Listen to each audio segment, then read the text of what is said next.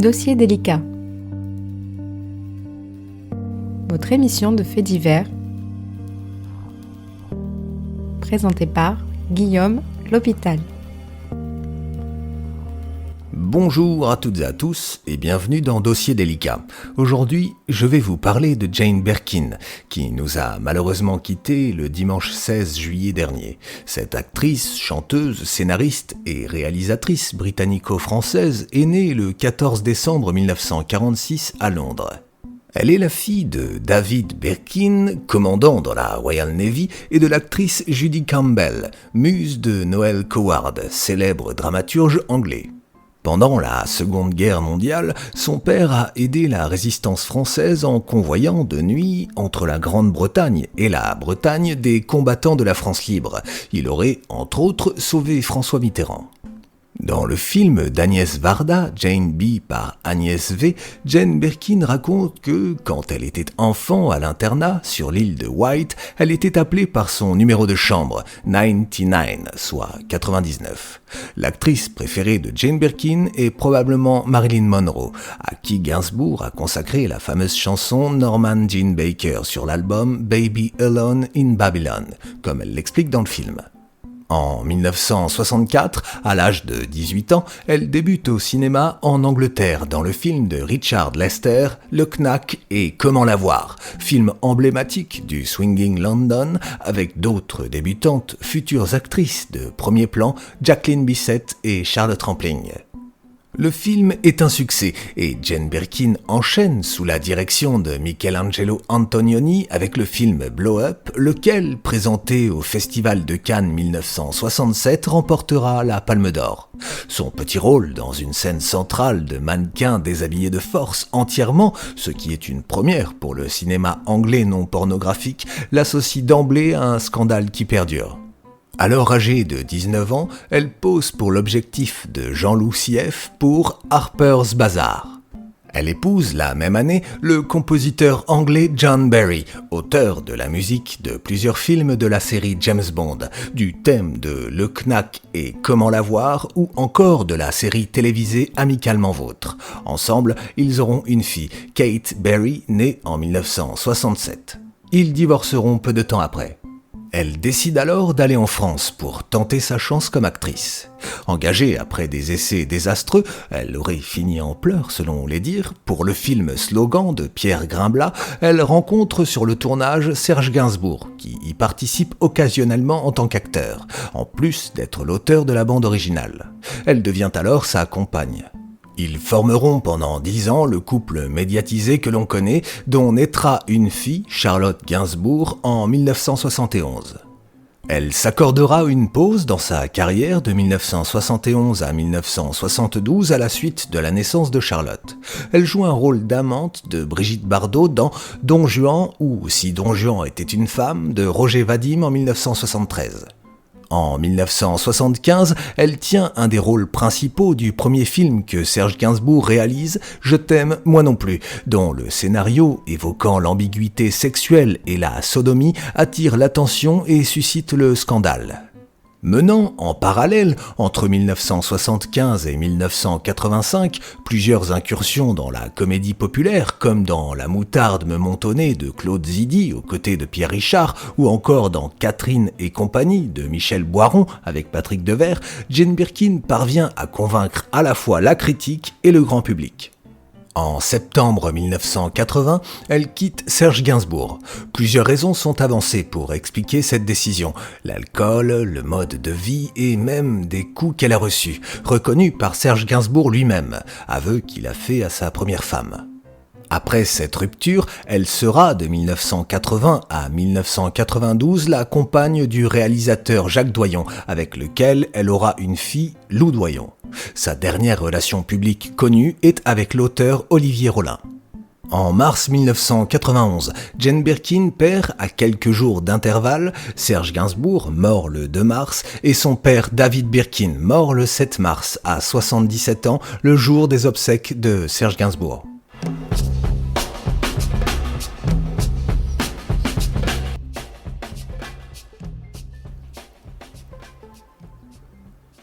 Jane Birkin s'investit par la suite dans des actions humanitaires, devenant porte-parole pour Amnesty International, la marraine du Téléthon français en 2001 et participant 4 fois au concert des Enfoirés en 94, 96, 97 et 2023. Serge Gainsbourg a été son Pygmalion dans le domaine musical, la propulsant au sommet des hit-parades internationaux en 1969 avec le sulfureux duo « Je t'aime, moi non plus », initialement écrit pour et enregistré avec Brigitte Bardot. La voix enfantine et frêle de la chanteuse, parfois proche d'un simple souffle, son accent anglais prononcé la rendent immédiatement reconnaissable. C'est le départ d'une longue collaboration qui aboutira à une œuvre à peu près unique dans la chanson française. Plusieurs albums de Jane Birkin, composés par Serge Gainsbourg ou constitués de reprises de ses chansons, ont été certifiés disques d'or, dont Baby Alone in Babylon en 1983 et Arabesque en 2002. Durant les années 70 et 80, Birkin enchaîne les albums studio, 7 de 1969 à 1990, ainsi que les prestations télévisées, notamment dans les shows de Maritier et Gilbert Carpentier. Ce n'est qu'en février 1987, à 40 ans, qu'elle fait ses débuts sur scène au Bataclan. À la mort de Gainsbourg, après une nouvelle série de concerts au Casino de Paris, Birkin enregistre 2 albums où elle reprend ses chansons. Version Jane en 1996 ou encore Arabesque en 2002. Sur le premier interviennent des pointures comme Jean-Claude Vannier qui a déjà collaboré avec Gainsbourg notamment sur Histoire de Melody Nelson et Goran Bergovic.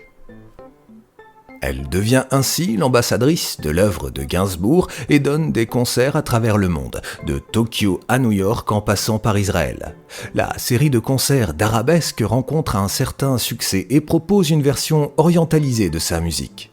Birkin tente aussi l'aventure hors de l'univers de Gainsbourg, convoquant de nombreux compositeurs pour 3 albums à succès.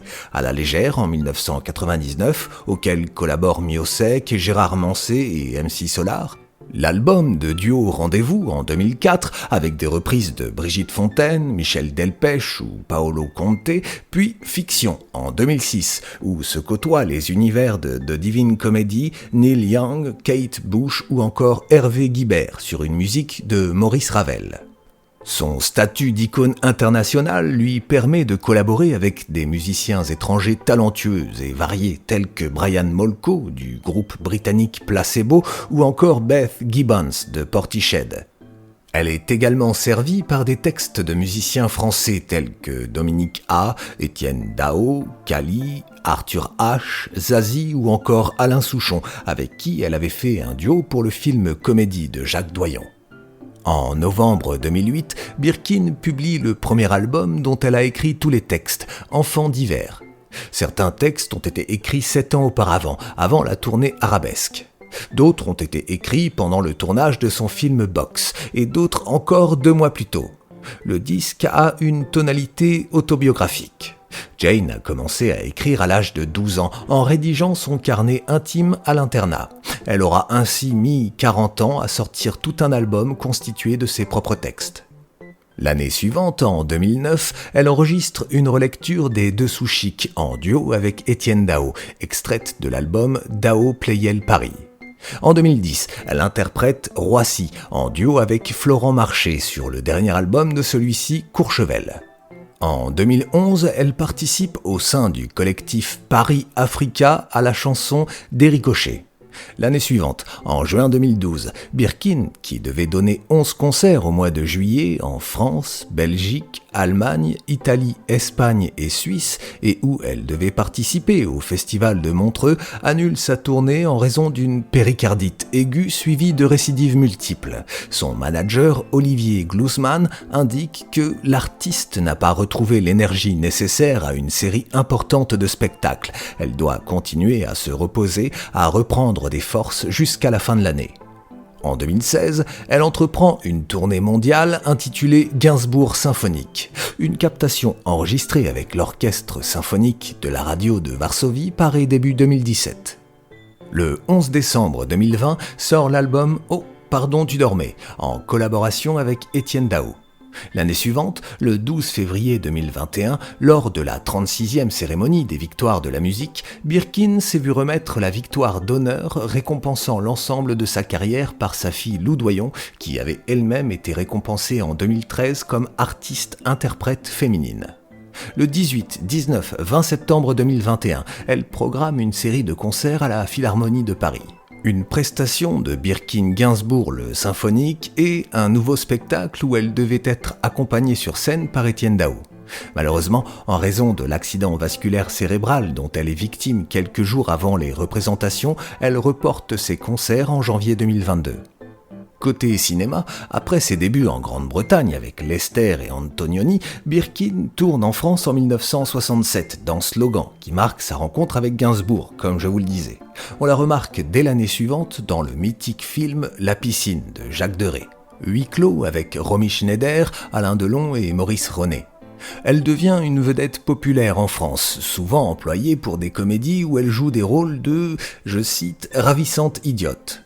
Le duo qu'elle forme avec Pierre Richard dans La moutarde me monte au nez en 1974 se conclut par un succès au box-office. Dans Don Juan 73 de Roger Vadim, elle joue avec Brigitte Bardot une scène lesbienne, chose rare pour l'époque. Elle tourne plusieurs films avec Serge Gainsbourg, dont Sérieux comme le plaisir de Robert Benayoun, sorti en 1975. Dans les années 80, sa carrière prend un tournant vers le cinéma d'auteur, naguère amorcé par Le Mouton enragé en 1974 de Michel Deville, à partir de sa rencontre avec Jacques Doyon, et du film La fille prodigue. En dépit de son échec commercial, le film permettra à l'artiste de faire ses preuves dans des rôles plus sombres. Elle commente cette évolution un quart de siècle plus tard, en mars 2006. C'était la première fois qu'une personne tournant des films dits intellectuels pensait à moi. Jacques Doyon était un réalisateur de films qui n'était pas intéressé à me voir sans mes vêtements. Il m'a dit « Je vous veux boutonner jusqu'au cou, je veux savoir ce qui se passe dans votre tête et je veux que vous fassiez une crise de nerfs. » J'ai donc fait La fille prodigue, et dès lors j'ai été considérée comme une actrice sérieuse en France, et des réalisateurs comme Jacques Rivette, Agnès Varda ou encore Jean-Luc Godard m'ont sollicité, alors qu'avant j'étais une vedette populaire, mais avec rien dans la tête.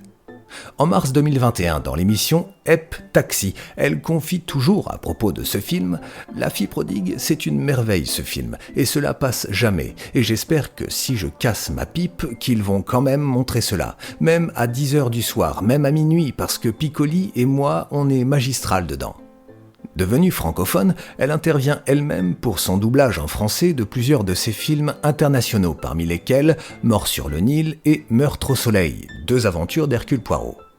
Lors du tournage du documentaire Jane B par Agnès V d'Agnès Varda en 88, cette dernière encourage Birkin à concrétiser ses projets d'auteur en tant que scénariste-réalisatrice. C'est ainsi que la même année, elle écrira le scénario de Kung Fu Master, également réalisé par Varda. Elle tourne par la suite avec certains des plus grands cinéastes contemporains, dont James Ivory, Alain Resnais ou encore Bertrand Tavernier. Régis Varnier et Marion Ansel lui offrent également des rôles marquants dans La femme de ma vie et Dust, ce dernier étant un psychodrame à huis clos avec Trevor Howard dans le rôle de son père. Rare au cinéma dans les années 90, qu'elle consacre principalement à la chanson, elle réalise pour la télévision la pièce « Oh, pardon, tu dormais » en 1999 avec Christine Boisson et Pierre Arditi.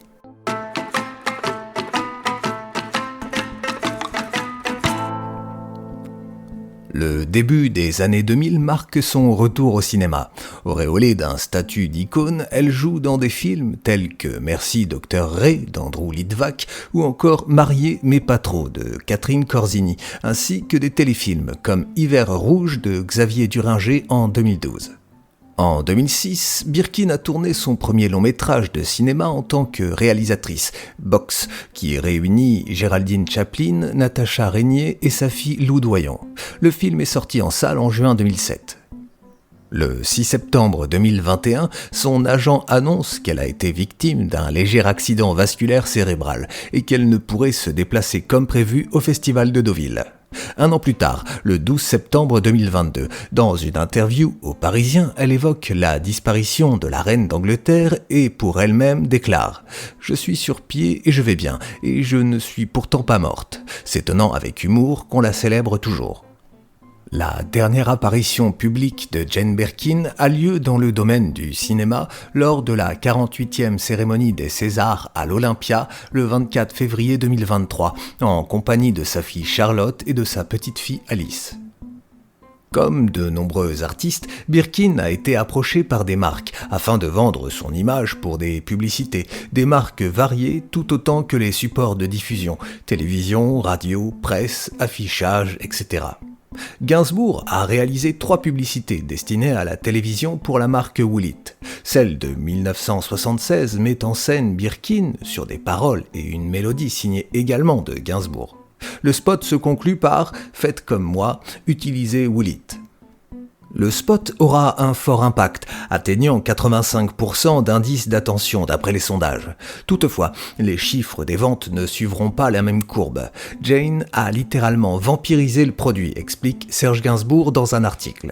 Ce film, je l'ai tourné sciemment pour sa plus grande gloire, poursuit-il. On ne voyait qu'elle, enveloppée dans une très longue écharpe de laine. Du coup, la publicité a oublié le côté pub de la chose, conclut toujours Gainsbourg.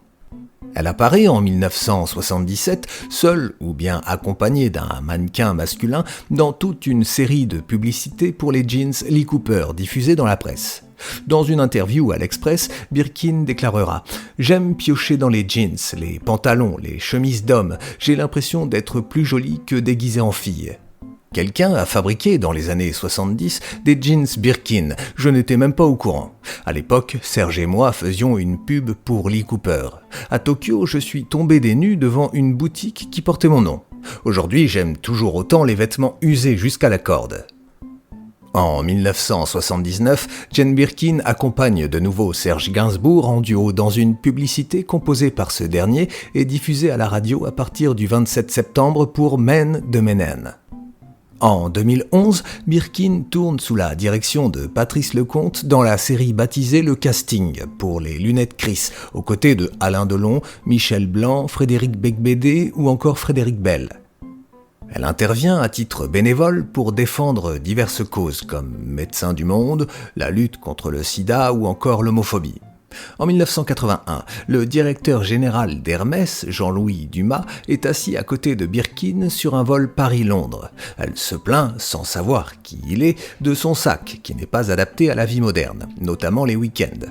Il lui apprend alors qui il est et il lui propose de lui dessiner le type de sac qui lui conviendrait le mieux avec des poches. C'est ainsi qu'en 1984, la marque crée un sac en cuir noir spécialement pour elle, le fameux sac Birkin, basé sur un dessin de 1982. Le succès est immédiat jusqu'à devenir une icône pour la marque. En juin 2015, un exemplaire de ce sac, le Diamond Birkin 35, en crocodile fuchsia brillant, devient le sac Hermès le plus cher du monde en étant adjugé pour 202 000 € lors d'une vente aux enchères organisée par Christie's à Hong Kong. Le mois suivant, en juillet 2015, à la suite de la révélation par l'association de défense des animaux PETA des conditions de vie et d'abattage des alligators servant à la fabrication de la version en peau de crocodile du modèle portant son nom, elle demande à la maison Hermès de débaptiser le Birkin Croco jusqu'à ce que de meilleures pratiques répondant aux normes internationales puissent être mises en place pour la fabrication de ce sac. Revenons maintenant à Jane Birkin, la femme engagée. Durant son enfance, elle manifeste dans les rues de Londres contre la peine de mort. Dans les années 70, elle milite pour le droit à l'avortement. Elle s'était notamment déplacée au tribunal de Bobigny en soutien aux 4 femmes accusées d'avoir aidé la lycéenne Marie-Claire Chevalier à avorter à la suite d'un viol. Elle soutient par ailleurs les sans-papiers et lutte contre l'homophobie. Elle s'engage également auprès du mouvement LGBT. En 1995, elle participe à une marche avec l'association AIDS en solidarité avec les victimes de l'épidémie de sida et pour alerter les pouvoirs publics. Quelques années plus tard, elle prend position en faveur de l'adoption et participe à une manifestation en faveur du mariage pour tous en décembre 2012. Lors de la médiatisation de la persécution des personnes LGBT en Tchétchénie et dans le Donbass en 2017, elle participe à la soirée de soutien Urgence Tchétchénie au Palace à Paris. Elle se montre également solidaire de ce soutien sur les réseaux sociaux. Elle s'est engagée contre l'extrême droite, participant au défilé dénonçant la présence de Jean-Marie Le Pen au second tour de la présidentielle de 2002 et à un concert en 2017 contre Marine Le Pen. Lors de la campagne pour l'élection présidentielle de 2007, elle soutiendra Ségolène Royal. Depuis 1999, elle soutient Aung San Suu Kyi et le peuple birman. En 2007, elle écrit et interprète une chanson plaidoirie pour le combat que mène l'opposante à la junte au pouvoir pour la démocratie en Birmanie. Amnesty International s'associe à elle pour diffuser sa chanson intitulée Aung San Suu Kyi sur une musique de Frank Hillery. Par la suite, elle reste très active dans son engagement. C'est ainsi qu'en 2009, elle lance une campagne de boycott de la compagnie française Total pour faire cesser ses investissements en Birmanie. En septembre 2018, à la suite de la démission de Nicolas Hulot, elle signe avec Juliette Binoche la tribune contre le réchauffement climatique intitulée « Le plus grand défi de l'histoire de l'humanité » qui paraît en une du journal Le Monde, avec pour titre « L'appel de 200 personnalités pour sauver la planète ». Jane Birkin meurt à l'âge de 76 ans le 16 juillet 2023, à son domicile parisien. Dans un communiqué au lendemain de son décès, ses filles Charlotte Gainsbourg et Lou Doyon évoquent 16 ans d'une bataille acharnée contre la maladie et les circonstances de son décès. Depuis quelques jours, elle marchait de nouveau, était motivée de reprogrammer son Olympia et avait décidé de reprendre son indépendance. Ce premier soir seul aura été le dernier. Elle l'avait décidé. Je me suis servi de l'outil Internet pour concevoir cette chronique. J'espère qu'elle vous aura plu. Je vous souhaite une très belle semaine et je vous dis à lundi prochain.